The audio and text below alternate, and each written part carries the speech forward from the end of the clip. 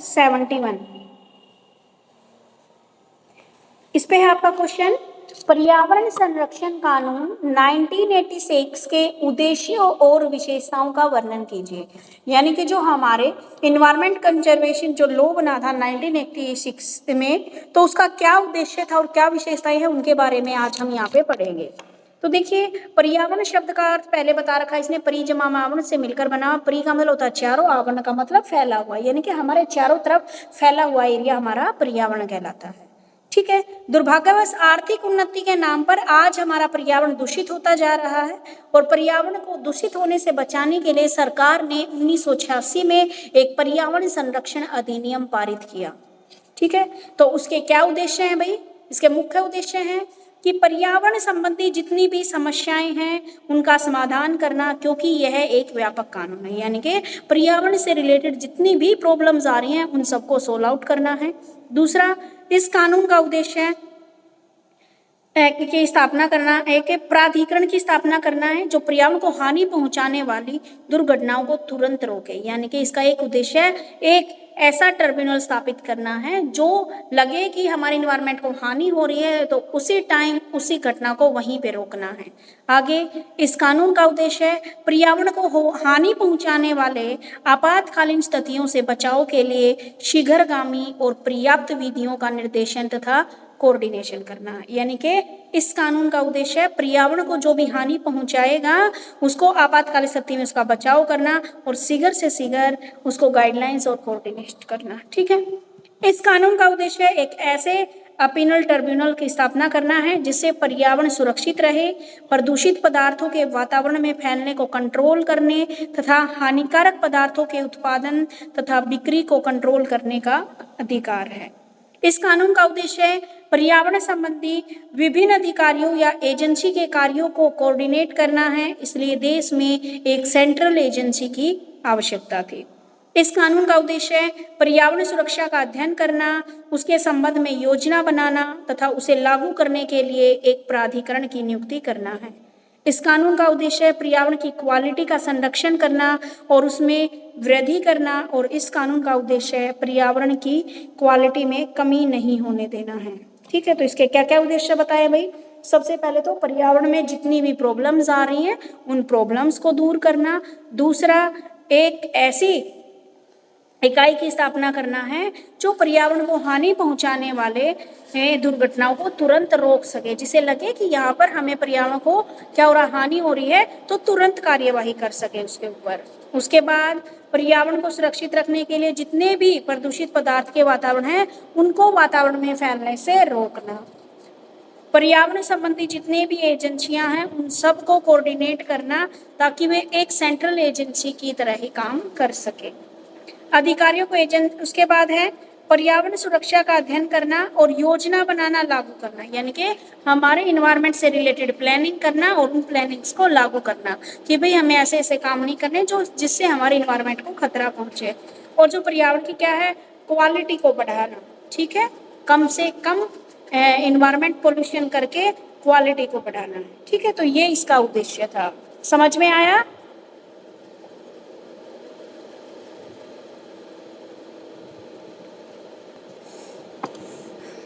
Yes ma'am. उसके बाद देखिए पर्यावरण संरक्षण अधिनियम की क्या क्या विशेषताएं हैं। क्या क्या विशेषताएं भाई? सबसे पहले तो पर्यावरण संरक्षण कानून की धाराएं, पर्यावरण संबंधी व्यापक परिभाषा, पर्यावरण की व्यापक धारणा, प्राधिकरण की स्थापना करना, केंद्रीय सरकार को पर्यावरण के संरक्षण एवं सुधार संबंधी उपाय अपनाने का अधिकार देना। ठीक है, तो केंद्रीय सरकार को पर्यावरण के संरक्षण एवं सुधार संबंधी उपाय अपनाने का अधिकार देना। उसके बाद है निर्देशन का अधिकार देना और कानून का पालन नहीं करने वालों के लिए सजा का प्रावधान करना। ठीक है, तो निर्देशन का अधिकार और कानून का पालन ना करने वालों के लिए सजा का प्रावधान। तो देखते हैं वन बाय वन इनको। पर्यावरण संरक्षण कानून की क्या क्या धाराएं हैं? इस कानून में 4 चैप्टर दिए गए, 4 अध्याय दिए गए हैं और 26 धाराएं दी गई हैं। और अधिनियम की धारा 6 से 25 में केंद्रीय सरकार को पर्यावरण संरक्षण तथा सुधार के लिए कानून बनाने का अधिकार दिया है। यानी कि जो पर्यावरण जो लॉ बनाया गया है उसमें 26 धाराएं हैं और ये धाराएं क्या है, पर्यावरण में सुधार के कानून के लिए, यानी कि इन धाराओं को कि पर्यावरण में सुधार का अधिकार दिया गया कि भाई आप इस सेक्शन के अकॉर्डिंग अपने पर्यावरण को बचा सकते हो। उसके बाद है पर्यावरण संबंधी व्यापक परिभाषा दी है। इसमें बोला गया है कि पर्यावरण शब्द से अभिप्राय जल, वायु, भूमि और मनुष्य, अन्य जीवित प्राणियों, पौधों, सूक्ष्म जीवों और संपत्ति में पाए जाने वाले सभी से रिलेटेड है। ठीक है, तो पर्यावरण कोई छोटा नहीं है, इसमें जितने भी जीव जंतु पनप रहे हैं, पैदा हो रहे हैं, जो भी जलवायु है, भूमि है, मनुष्य है, पेड़ पौधे, सब इसके अंदर शामिल हैं। उसके बाद है प्रदूषण की व्यापक धारणा। प्रदूषण की व्यापक धारणा को भी इसमें शामिल किया गया है इस अधिनियम में कि पर्यावरण प्रदूषण से अभिप्राय पर्यावरण में प्रदूषित पदार्थों की उपस्थिति से है। प्रदूषित पदार्थ से अभिप्राय उस ठोस, तरल या गैसीय पदार्थों से है जो पर्यावरण में इतनी मात्रा में मौजूद हो जाएं कि हानिकारक सिद्ध होने लगे। ठीक है, तो प्रदूषण की व्यापक धारणा क्या कहती है हमें, पर्यावरण प्रदूषण से अभिप्राय पर्यावरण में प्रदूषित पदार्थों की उपस्थिति से है और प्रदूषित पदार्थ से अभिप्राय वे गैस, ठोस जो हमारे पर्यावरण में मिलकर उसको दूषित करते हैं। यानी कि जो आपका लॉ बनाया ना 1986, तो उसमें क्या क्या बताया गया है, तो जब कानून बनाया तो उसमें कुछ 4 चैप्टर्स को शामिल किया गया, जिसको हमने 26 जितनी भी हमारी धाराएं हैं उनमें डिवाइड कर रखा है। ठीक है, दूसरा इसमें पर्यावरण क्या होता है इसकी परिभाषा को समझाया है। तीसरी बात इन्होंने बताई कि पर्यावरण प्रदूषण क्या होता है इसके बारे में भी लिखा है कि कब प्रदूषण माना जाए। उसके बाद चौथी बात क्या बोली है इसने कि एक प्राधिकरण की स्थापना करना। तो इस कानून ने केंद्रीय सरकार को पर्यावरण में सुधार करने और प्रदूषण को कंट्रोल करने से संबंधित कार्यों का एक प्राधिकरण स्थापित करने का अधिकार दिया है। यानी कि इस प्रावधान के अंतर्गत सेंट्रल गवर्नमेंट ने सेंट्रल प्रदूषण कंट्रोल बोर्ड की स्थापना की है। ठीक है, तो एक प्राधिकरण की स्थापना, सेंट्रल प्रदूषण कंट्रोल बोर्ड की भी स्थापना की गई है। 4 काम किए हैं, पहले में 4 चैप्टर और 26 धाराएं दी हैं। उसके बाद पर्यावरण क्या होता है इसकी परिभाषा दी है, प्रदूषण क्या होता है इसकी परिभाषा दी है और एक प्राधिकरण की स्थापना की गई है। ठीक है, यानी कि पर्यावरण को सुधार करने के लिए एक प्रदूषण नियंत्रण बोर्ड की स्थापना की गई है। उसके बाद चौथा काम क्या किया है इसने, केंद्रीय सरकार को पर्यावरण के संरक्षण एवं सुधार संबंधी उपाय अपनाने का अधिकार देना। यानी कि इस कानून की धारा 3 ने केंद्रीय सरकार का पर्यावरण की क्वालिटी का संरक्षण करने, उसमें सुधार करने का अधिकार दिया है। केंद्रीय सरकार को प्रदूषण को रोकने, उसको कंट्रोल करने और उससे हटाने के लिए उपाय करने का अधिकार दिया है। क्या क्या बताया भाई इसने कि किस प्रकार का पर्यावरण को हम बचा सकते हैं और किस प्रकार प्रदूषण को कम करके अपने पर्यावरण को सुरक्षित रख सकते हैं, इसके उपाय इसमें बताए हैं। आगे निर्देशन का अधिकार, ठीक है, इसको डायरेक्टिंग का भी अधिकार है। यानी कि इस कानून की जो धारा 5 है उसके अकॉर्डिंग सरकार को प्रदूषण फैलाने वाले व्यक्तियों या उद्योगों को डायरेक्शन देने का अधिकार दिया गया। जो लोग या उद्योग सरकार के निर्देशों का पालन नहीं करते हैं उन्हें सजा दी जाती है। ठीक है, कानून का पालन नहीं करने वालों के लिए सजा का प्रावधान। तो अधिनियम के अंतर्गत पर्यावरण प्रदूषण करने वालों के विरुद्ध सजा का भी प्रावधान है। यदि कोई नहीं मानता है तो उसको जुर्माना या कैद हो सकती है। तो ये था आपका पर्यावरण प्रदूषण के ऊपर जो कानून बनाया था सरकार ने 1986 में। समझ में आ गया? Yes ma'am. ठीक है, उसके बाद अगला टॉपिक आता है हमारा कृषि व्यवस्था कि भारत के अंदर जो एग्रीकल्चर सिस्टम है उससे क्या अभिप्राय। सबसे पहले तो आप बताओगे एग्रीकल्चर सिस्टम होता क्या है और एग्रीकल्चर सिस्टम की क्या क्या विशेषताएं हैं। अब तक भी आप पढ़ते आए हो कृषि के बारे में। ठीक है, तो एग्रीकल्चर सिस्टम क्या है, इसका अभिप्राय उस अर्थव्यवस्था से होता है जिसमें आपका प्रमुख कारण, जिसमें आपकी इकोनॉमी का प्रमुख कारण आपकी कृषि होती है, कृषि पर निर्भरता होती है। तो भारत क्या है, कृषि प्रधान देश है।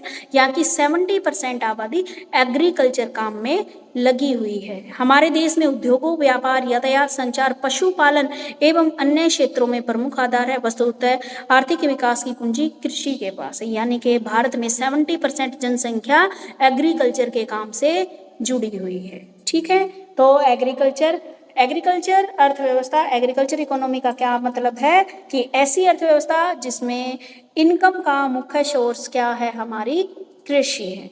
ठीक है, जिनमें आजीविका का मुख्य साधन लोगों का कृषि होता है। अब देखिए कृषि अर्थव्यवस्था की क्या क्या विशेषताएं हैं।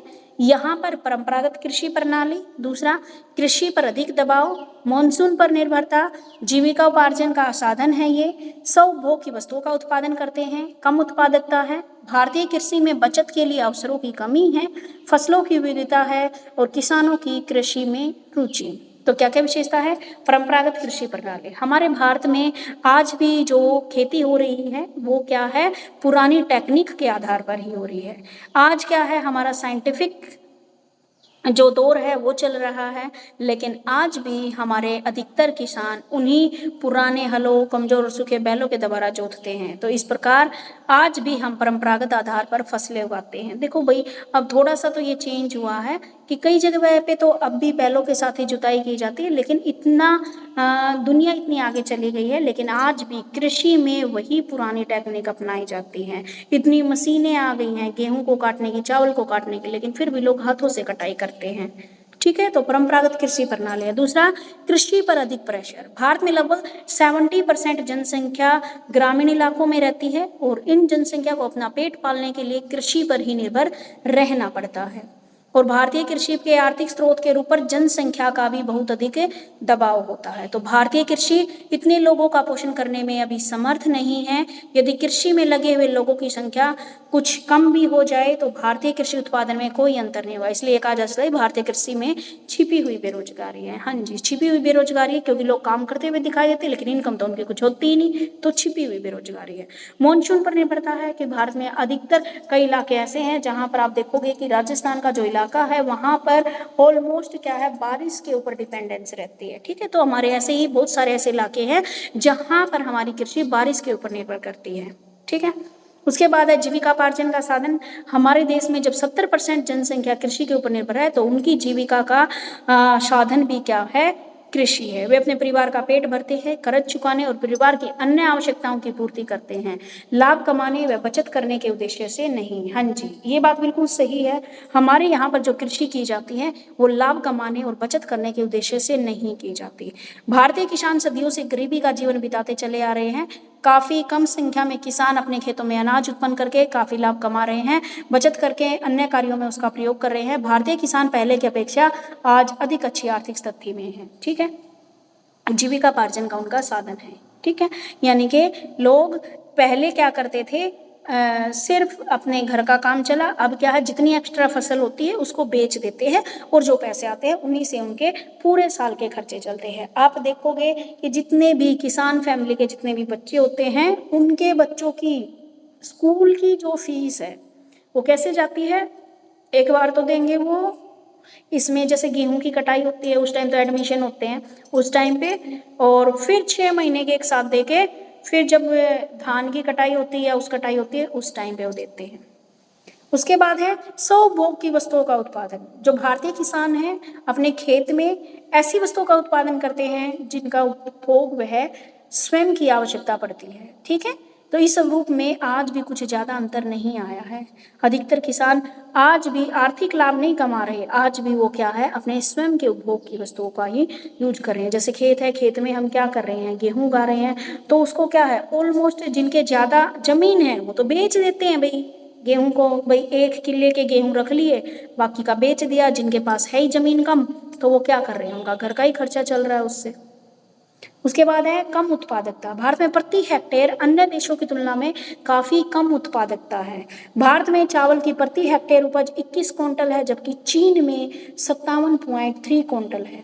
गेहूं की भारत और फ्रांस में प्रति हेक्टेयर उपज 29 व 65 को, भारत में 29 और फ्रांस में 65 क्विंटल है। कपास, गन्ना व अन्य फसलों में भी भारत में प्रति हेक्टेयर उपज का स्तर अन्य देशों से काफ़ी कम है। आगे, भारतीय कृषि में बचत के अवसरों की कमी। ठीक है, जो कृषि कर रहे हैं मुनाफा कमाकर कुछ बचाकर रखने के दृष्टिकोण से खेती नहीं करते। हाँ, ये बात सही है भाई, हम भी खेत बोते हैं तो हम ये नहीं सोचते कि भाई हमें बेचना है ना, भाई अपने घर का गेहूं का ठेका भर लिया। ठीक है, जो तूड़ा वो हमारे डांगरा के काम आ जाएगा, यही सोचते हैं किसान। ठीक है, कि भाई जो हमने उगाया है वो घर के लिए पूरा स्टोर करके रख लिया, पूरे साल काम आएगा। जो उनके पशु वगैरह हैं उनके लिए जो चारा है वो काम आ जाएगा। ठीक है। तो यहाँ पर क्या है, बचत के अवसरों की कमी है। बचत उन्हीं की होती है जिनके पास ज्यादा जमीन है, जिनके पास कम जमीन है उनके सिर्फ बचत नहीं होती, उनके सिर्फ घर का ही काम चलता है। फसलों की विविधता, भारतवर्ष में फसलों में अनेक प्रकार की फसल उगाई जाती हैं। विशाल भौगोलिक क्षेत्र है जिसमें विविध प्रकार की मिट्टी पाई जाती है, जलवायु पाई जाती है। तो यहाँ पर फसलों में भी विविधता है, कहीं पर कुछ बोया जाता है तो कहीं पर कुछ बोया जाता है। तो किसानों की कृषि में रुचि, भारतीय किसान खेती को अपनी संपत्ति समझता है और उसमें होने वाली उपज को अपनी उपज समझता है। अतः भूमि सुधार अन्य कार्यक्रमों के कारण जिनसे कि उसके हितों का संरक्षण हुआ है, किसान अपने खेत में अधिक से उत्पादन करने में रुचि लेने लगा है और वह अपने खेत में अच्छे खाद व बीज का प्रयोग करना चाहता है जिससे कि उसको अधिक उपज प्राप्त हो सके। ठीक है, तो ये था आपका एग्रीकल्चर सिस्टम या एग्रीकल्चर इकोनॉमी इन इंडिया। समझ में आ गया? Yes ma'am.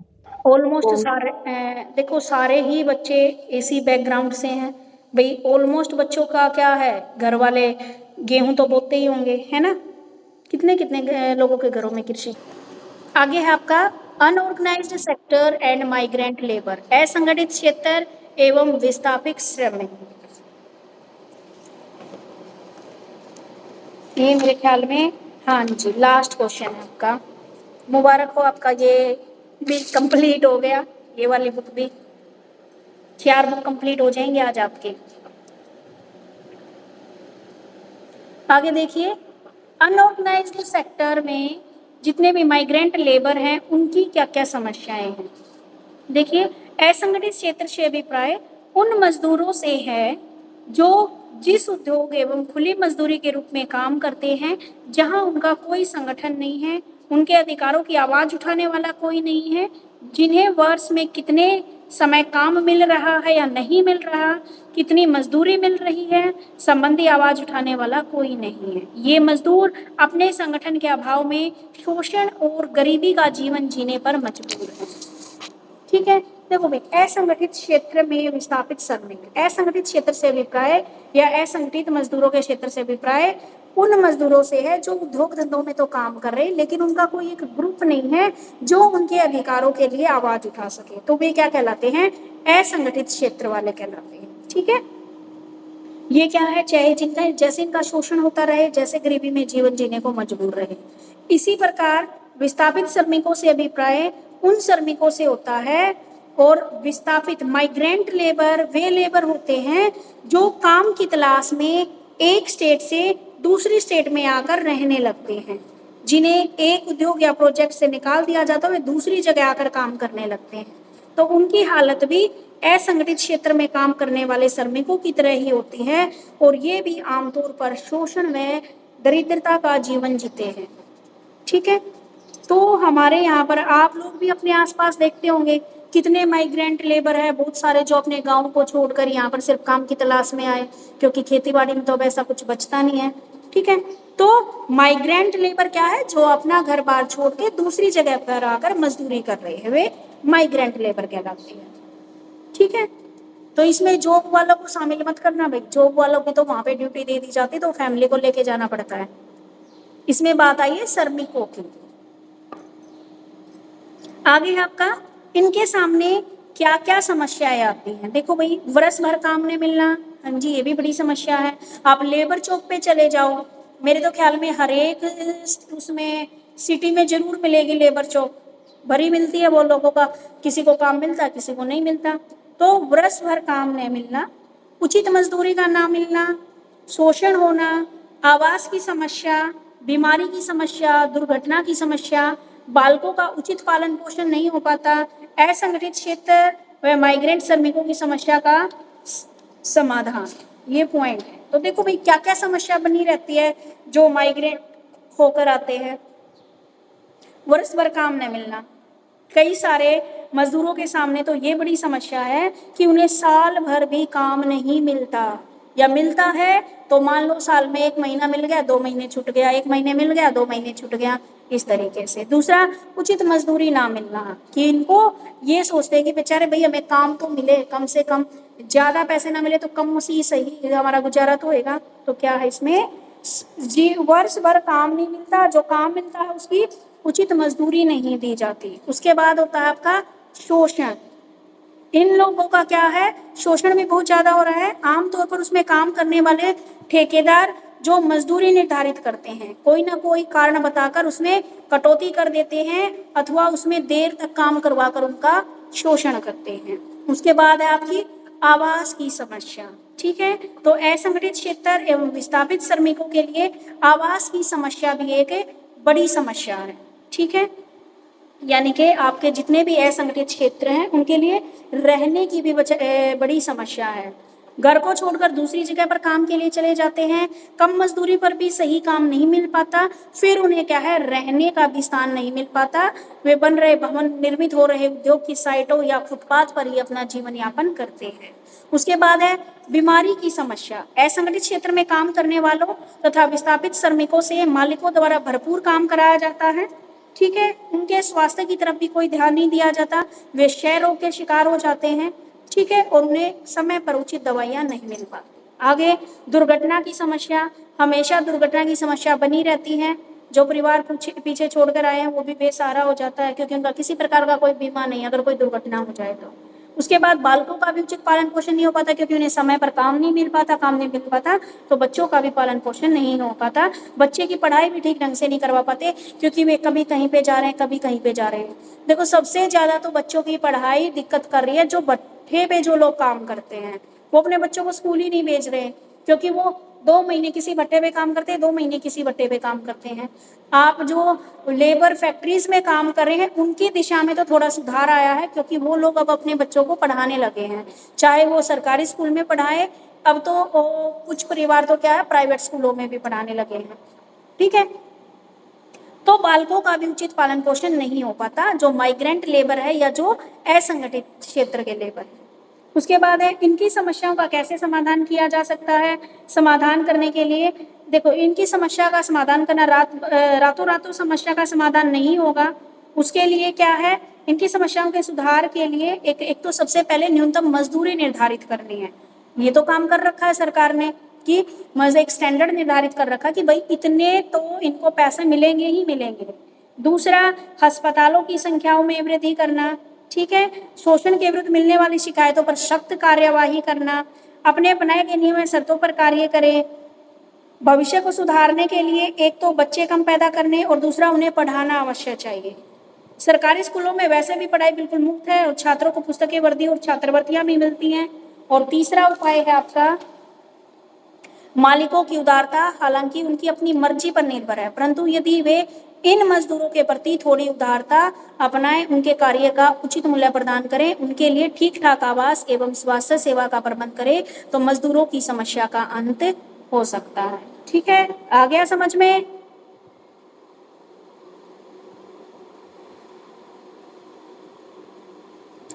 Yes ma'am. ठीक है, अब शॉर्ट क्वेश्चन पे आ जाइए बेटे, ये भी कंप्लीट करने हैं। हमने WTO तक किए थे, 8 क्वेश्चन तक किए थे। अब आ गए हैं पेज नंबर 75 पे, क्वेश्चन नंबर 9। कार्बन क्रेडिट से आप क्या समझते हैं? बेटा श्रेया पढ़ दो एक बार। मैम ये क्वेश्चन है ही नहीं यहाँ पे। कौन सी बुक है बेटे आपके पास? Ma'am English medium. अच्छा, आपकी इंग्लिश मीडियम है, कोई नहीं, नेहा आपके पास है, आप पढ़ दो।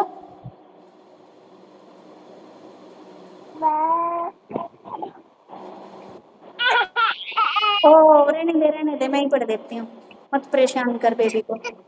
रहने दे। देखो भाई, कार्बन क्रेडिट से आप क्या समझते हैं? कार्बन क्रेडिट इंटरनेशनल उद्योग में उत्सर्जन कंट्रोल की योजना है। कार्बन क्रेडिट सही मायने में व्यक्ति द्वारा किए गए कार्बन उत्सर्जन को कंट्रोल करने का प्रयास करता है। देखो भाई, कार्बन क्रेडिट। आरती, हम ये शॉर्ट क्वेश्चन आंसर करने लगे हैं, क्वेश्चन नंबर 9। श्रेया, आपकी बुक में जो लॉन्ग क्वेश्चन थे वो सारे हैं? मैम मेरी बुक में ना एक तो कंसेप्ट है पूरा, उसके बाद शॉर्ट क्वेश्चन है, उसके बाद वेरी शॉर्ट क्वेश्चन है, लॉन्ग क्वेश्चंस नहीं है। अच्छा नहीं, लॉन्ग, अच्छा ये आपकी स्टूडेंट वाली है या कोई और बुक है? मैम मैं दिखाती हूँ आपको।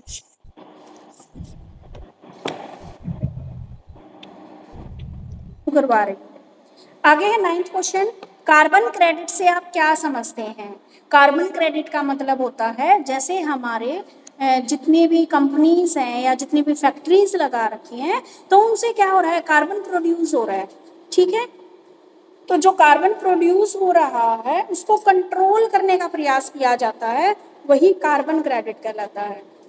जैसे भारत और चीन अन्य एशियाई देश है जो वर्तमान में अंडर डेवलपमेंट स्टेज में है, यदि आप उस निर्धारित स्तर के नीचे कार्बन उत्सर्जन कर रहे हैं तो निर्धारित स्तर में आपके द्वारा उत्सर्जित कार्बन के बीच के अंतर कार्बन क्रेडिट कहलाएगा। इस कार्बन क्रेडिट को कमाने के लिए कई उद्योग धंधे कम कार्बन उत्सर्जन वाली नई टेक्निक को अपना रहे हैं। यह प्रोसेस पर्यावरण संरक्षण के साथ साथ धन लाभ भी देने वाली है, ठीक है। यानी कि कार्बन क्रेडिट इंटरनेशनल उद्योग में उत्सर्जन कंट्रोल की एक योजना है। सही मायने में देखा जाए तो जितना फैक्ट्रीज में जो कार्बन क्रिएट हो रहा है उसको कंट्रोल करना है, ठीक है। तो जितना एक स्टैंडर्ड दे रखा है कि भाई इससे ऊपर अगर कार्बन प्रोड्यूस हो रहा है तो वो हमारे उसके लिए क्या हो जाएगा, खतरा उत्पन्न होएगा इन्वायरमेंट के लिए। तो इन्वायरमेंट के लिए जो स्टैंडर्ड दिया था और आपकी कंपनी जितना कार्बन क्या कर रही है, प्रोड्यूस कर रही है, तो उसके बीच का जो गैप है ना वो क्या कार्बन क्रेडिट कहलाता है, ठीक है। तो कम कार्बन उत्सर्जन करने वाली टेक्निकों को अपनाया जा रहा है जिससे पर्यावरण संरक्षण किया जा सके। तो ये था कार्बन क्रेडिट। एक क्वेश्चन आपका, एफडीआई से आप क्या समझते हैं? Foreign direct investment. तो फॉरेन डायरेक्ट इन्वेस्टमेंट का मतलब होता है जब एक देश दूसरे देश में जाकर या तो कोई कंपनी लगाता है या किसी और चीज में पैसा इन्वेस्ट करता है तो वह फॉरेन डायरेक्ट इन्वेस्टमेंट कहलाती है।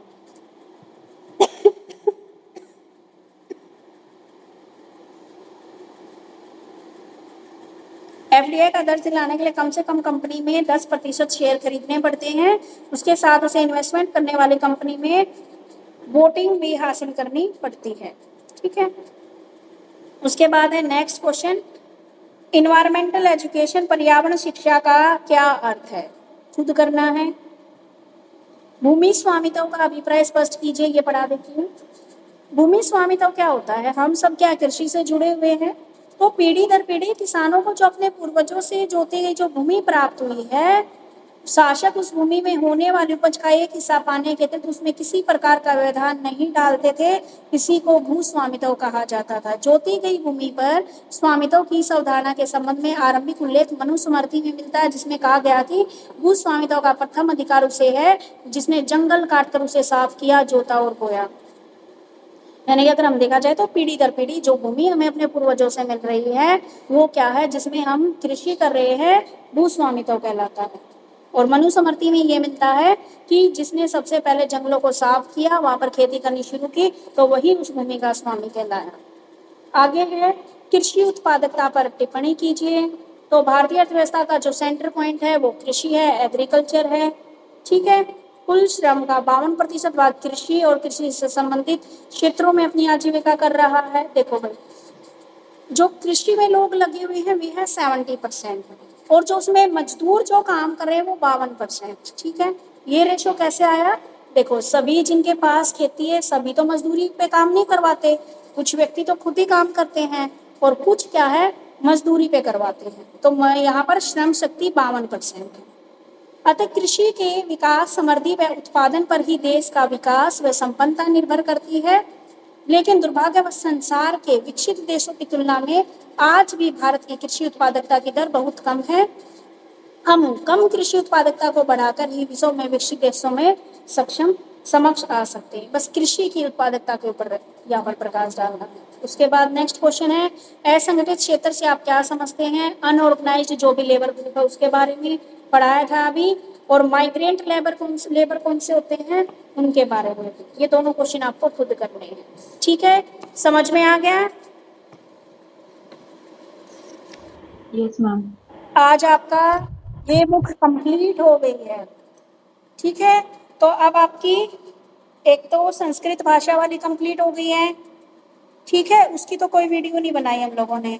हिंदी वाली भी कंप्लीट हो गई है, ईवीएस वाली भी कंप्लीट हो गई है। उसके बाद 3 तो ये हो गई हैं और 4th ये वाली आपकी कंटेम्प्रेरी इंडियन सोसाइटी वाली कंप्लीट हो गई है, चाइल्डहुड एंड ग्रोइंग अप आपकी चली हुई है। अब जो दूसरी बुक मैं स्टार्ट कराऊंगी मंडे से, वो आपकी सेकंड पेपर की बुक होएगी, ठीक है। तो मंडे को सारे बच्चों को सेकंड पेपर की सेकंड पेपर वाली बुक ले आनी है आपकी, education society curriculum and learner.